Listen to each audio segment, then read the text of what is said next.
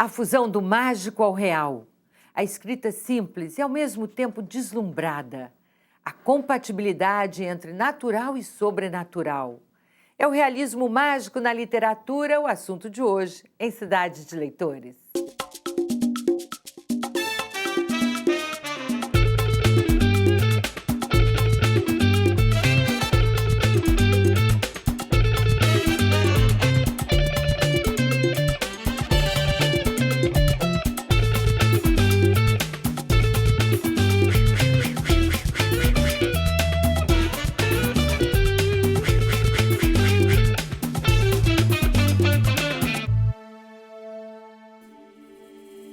Um dos movimentos literários mais importantes do século XX, o realismo mágico inscreveu definitivamente a América Latina no mapa global da literatura, ao fundir o universo mágico à realidade, mostrando elementos irreais ou estranhos como algo habitual e corriqueiro.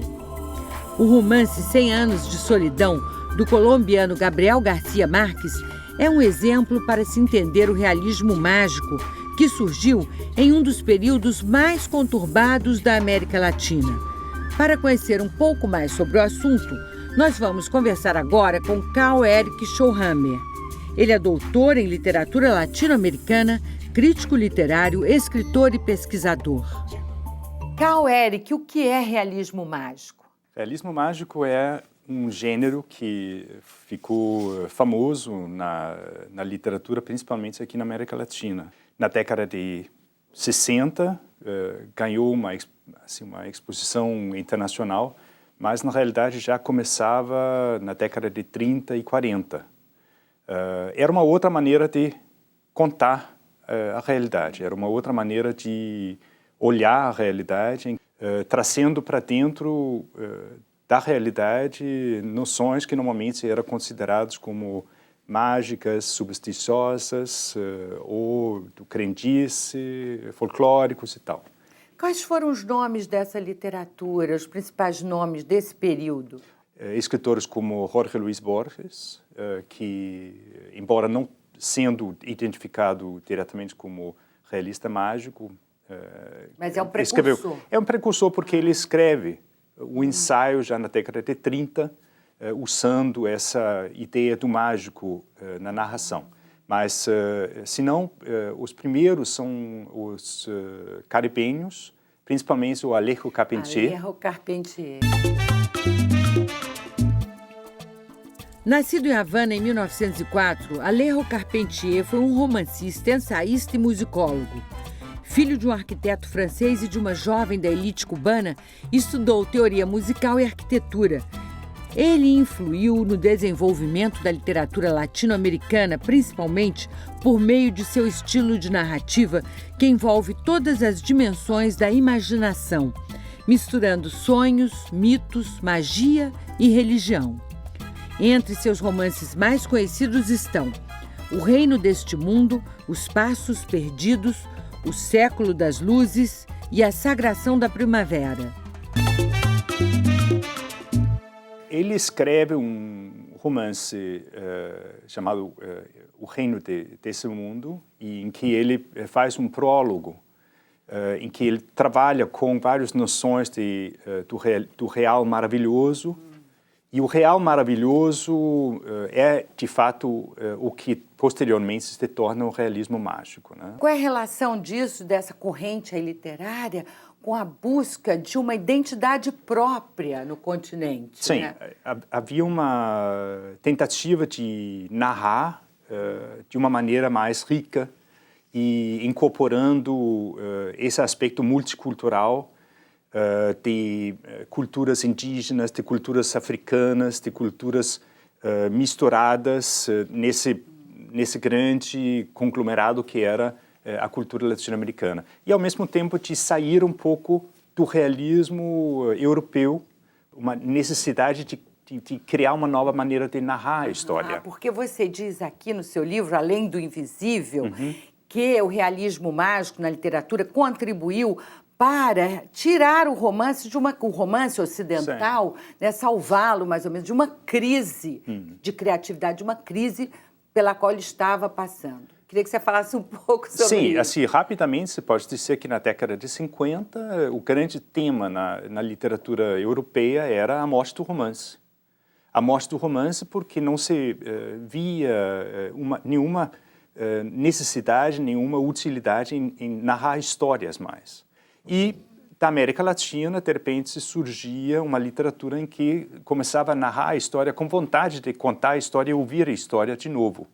A volta da história bem contada. A volta da história bem contada e com uma liberdade de imaginação, uma liberdade de fabulação, de força fabuladora, que conquistou o mundo. Agora, para a gente reconhecer, conhecer melhor e se familiarizar né, com essa literatura em termos de estilo, quais são as características principais?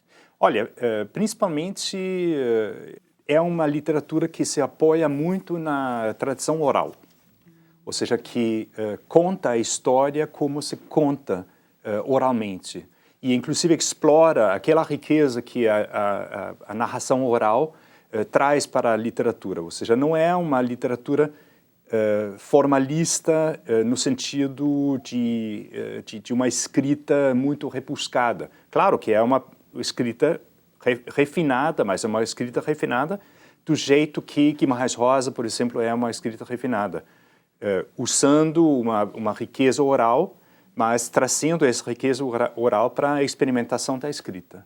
Né?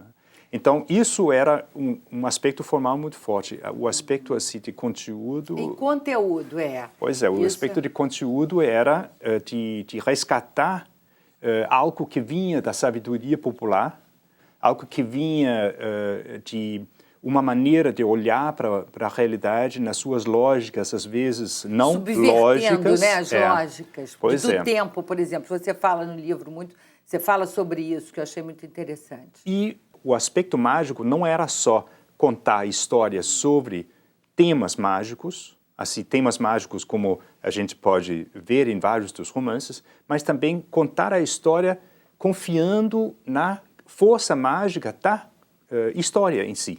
Ou seja, no momento em que você contava a história, aquilo que você contava tornava-se realidade. Esse que era o aspecto mágico. Muito bem. Influenciado pelo realismo mágico, o filme Sudoeste, de Eduardo Nunes, tem arrancado elogios de críticos pelo mundo afora.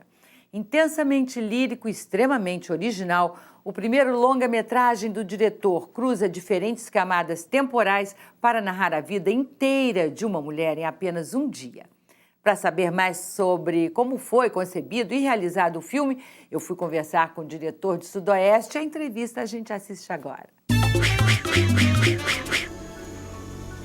Contar em um único dia a vida inteira da protagonista Clarice, do nascimento à velhice e morte, é o fio que conduz a narrativa de Sudoeste.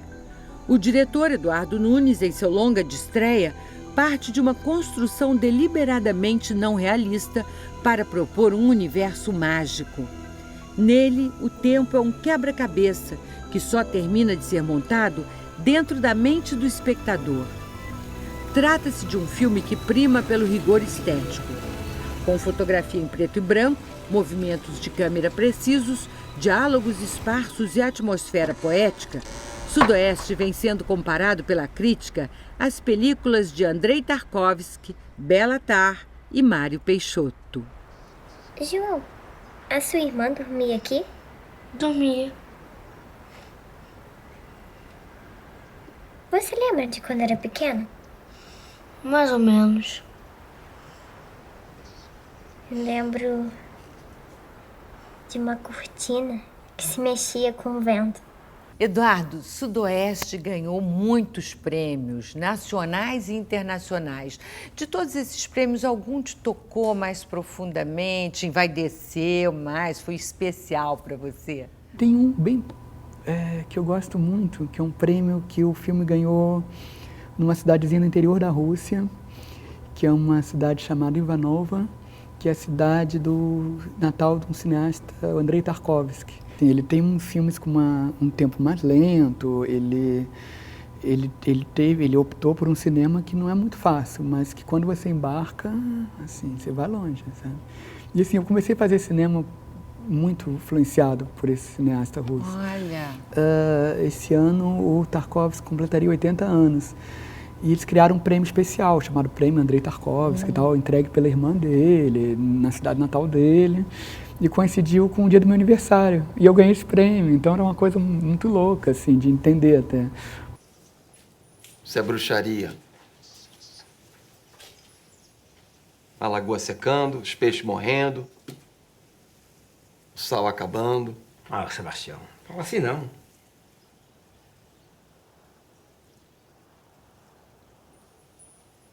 Se alguma coisa de ruim acontecer, Malaquia. Você fez outros curta-metragens, né? São vários curtas. E tanto esses curtas como o Sudoeste, eles mexem com o tempo, com a coisa do tempo. De alguma forma você foi influenciado pelo realismo mágico na literatura? Com certeza, assim, eu li o Cem Anos de Solidão, eu li... Foi um livro que te impressionou? Muito, assim, muito. Porque Macondo tem um tempo especial, né? Aquela cidade está num tempo especial. O livro, quando eu li esse livro, uns 100 anos há um tempo atrás, eu lembro dele ter sido uma influência muito forte, mas eu não voltei no livro, mas aquilo ficou, né? Fica. E o Guilherme Sarmiento, que é o co-roteirista do filme, ele tem isso muito forte, sabe? Ele tem uma questão do realismo fantástico, assim, muito presente. E acho que é uma coisa nossa, assim, de América Latina. Mesmo que a gente tente escapar e não se dê conta de que, estamos fazendo um realismo fantástico, ele está ali, sabe? Ele está acontecendo.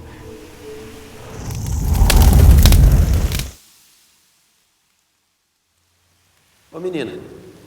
A partir do momento que a gente percebeu que a história era uma fábula, alguma coisa que você, assim, que não é uma história real, não é alguma coisa que acontece hoje diariamente, né? A gente ficou numa armadilha ali, a gente tinha que criar um universo próprio em que aquelas coisas pudessem acontecer, em que tudo aquilo fosse percebido como verdadeiro, né? Então, assim, ele só é percebido como verdadeiro dentro de um universo próprio onde aquilo pode acontecer. Então, assim, tem detalhes, do tipo a cabana no meio do lago, sabe? Ela não é uma cabana que é próxima à superfície da água, ela é bem alta, sabe? Foi uma sugestão do André Weller, que é o diretor de arte.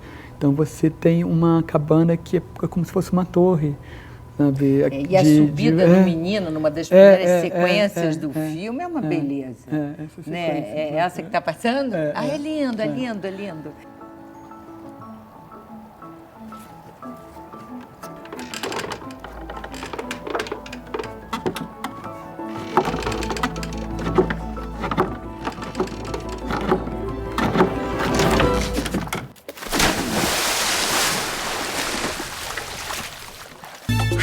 No próximo bloco... O Brasil entra mais tarde nesse movimento e, na realidade, não se beneficia tanto quanto os outros países. E ainda... Ainda mais falando em cinema, que é imagem, que você não percebe o vento por si só. Você percebe o vento nas coisas.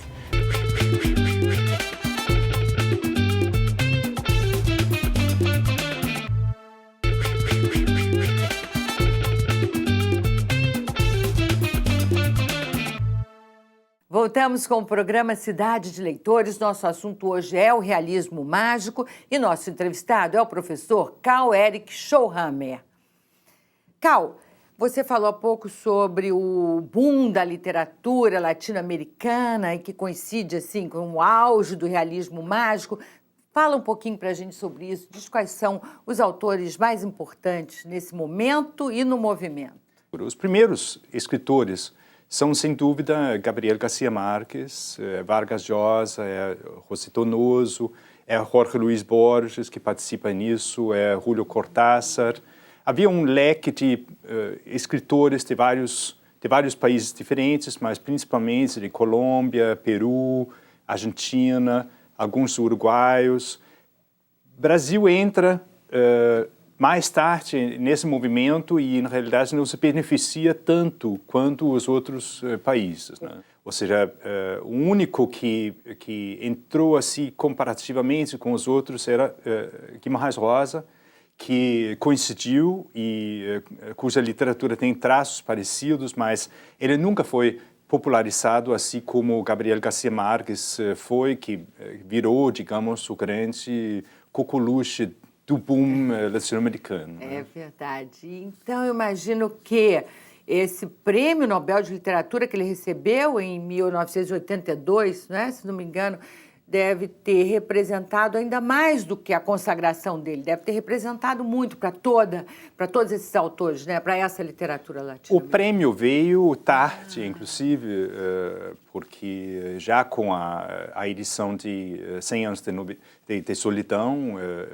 a sua fama era consagrada, né? E foi um grande marco para definir o que era o realismo mágico desse momento, né? E o contexto histórico em que ele não surge, né, que foi antes, mas que ele se desenvolve lá pelos anos 70, ajuda a gente a entender melhor? Sim, eu acho que havia um programa político que se apoiava através dessa literatura, ou seja, narrar a história da América Latina, rescatando essas raízes culturais, indígenas, era uma maneira de reconhecer uma realidade que tinha condições péssimas politicamente por causa das ditaduras, dos governos militares e tal, e dos anseios de modernização sempre no modelo europeu ou americano, né? Você falou dos primeiros, né, os precursores até,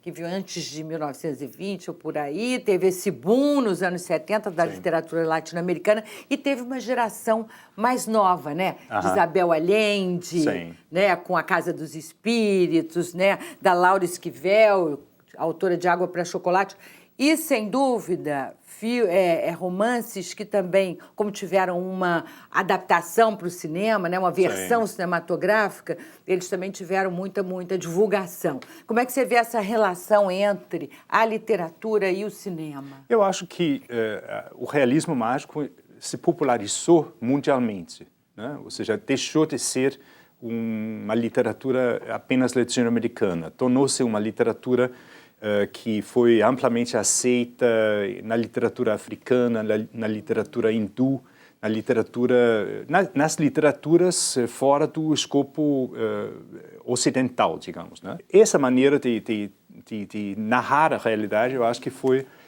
que ganhou uma amplitude tanto na literatura e também no cinema nas décadas posteriores, né? Por falar em cinema, vamos ver a segunda parte da entrevista com Eduardo Nunes, diretor de Sudoeste, um filme singular e, ao mesmo tempo, comunicativo. A vida acelerada de Clarice, protagonista do longa-metragem Sudoeste, contrasta com a pacata aldeia onde ela nasceu. Para que essa composição inusitada aconteça, o filme se vale de elementos bem concretos que remetem à passagem do tempo, como ampulhetas manuais, velas e brinquedos de rodar. A fotografia é um capítulo à parte e os enquadramentos valorizam a beleza e a força dramática das locações. Já os lentos movimentos de câmera dão suspense à trama, marcada por silêncios reveladores e por onipresença do vento.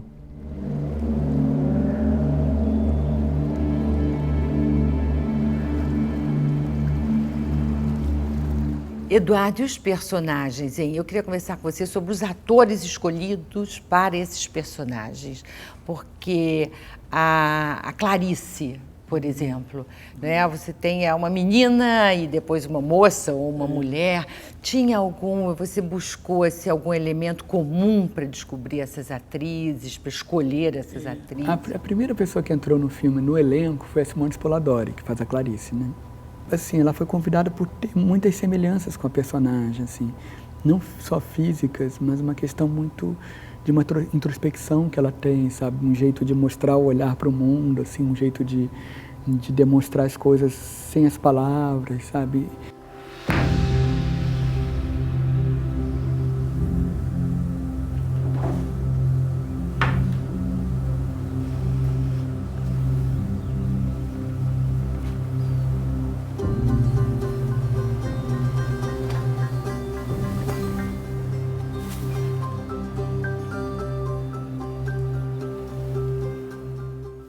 vento, hein, que também é um personagem do filme, personagem constante, tem quase todas as cenas, tem no nome do filme, né? Sudoeste, que é um vento que muda o tempo. Isso, ele traz a chuva, exatamente. Pelo menos aqui no e litoral. Aqui, pelo menos, no nosso litoral do estado do Rio, é um vento que muda o tempo.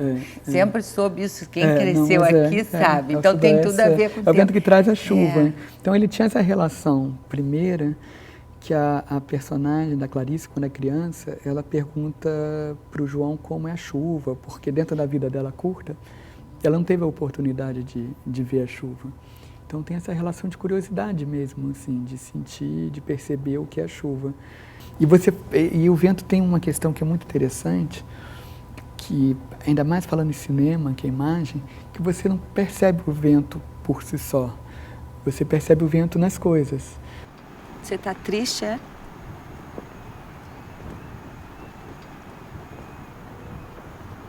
Fica triste não, ó. Tá essa flor.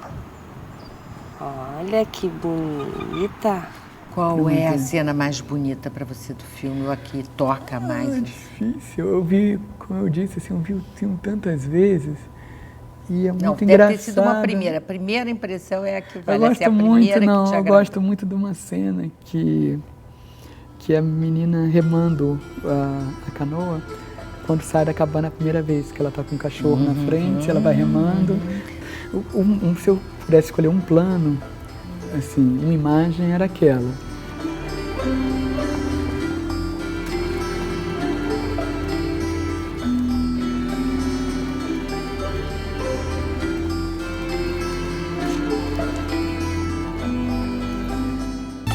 No próximo bloco... O professor de literatura, ele tem que expressar para os seus alunos o prazer de ler.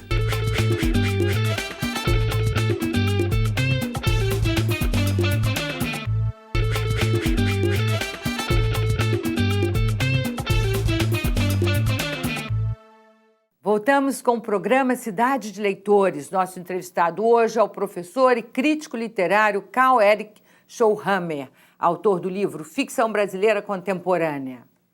Karl, você diz aqui nesse livro que contemporâneo não é necessariamente atual. Fala um pouquinho para a gente sobre isso. Acho que um dos traços que caracteriza a literatura hoje em dia é que você pode reciclar gêneros e formas de narrar, formas de escrever, que não necessariamente são presos na atualidade. Então, o que caracteriza o contemporâneo é que essas formas antigas convivem perfeitamente junto com as formas, digamos, mais atuais. Ou seja, você pode falar de questões do passado, você pode falar de questões atuais, você pode falar de questões do futuro, mas, em realidade, você não está presa numa literatura que exige de si sempre a renovação ou a modernização ou a vanguarda como na literatura modernista. Entendi. Né? E qual a marca mais evidente da literatura contemporânea brasileira, hein?